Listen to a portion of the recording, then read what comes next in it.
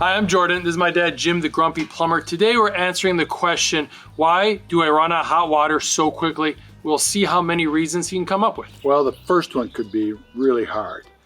Get out of the shower. Quit spending so much time in the shower. My God, I know it's one of the greatest two pleasures in the world, and we won't talk about the second one, okay? Get out of there quicker. Another thing, maybe the water heater's too small, but a 40-gallon water heater, you have 26 gallons of water to take a shower with.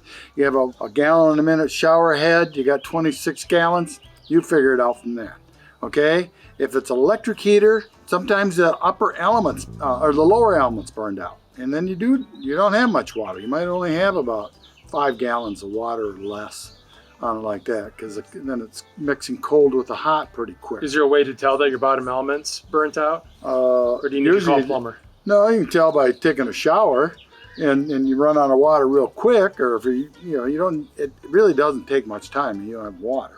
Okay, the bottom element means a lot. It heats the longest and heats quite a bit of it. So that's just electric water heater. That's an electric water. Gas water heater, it very seldom the thermostats are bad on them, but nowadays with gas water heaters you never know.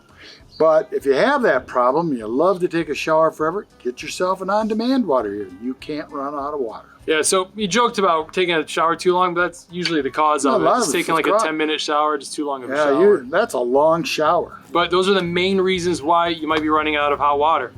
Thanks so much for watching. Yep, and if you like that thing, hey, buy me a beer, instead of telling you go and see your hairdresser.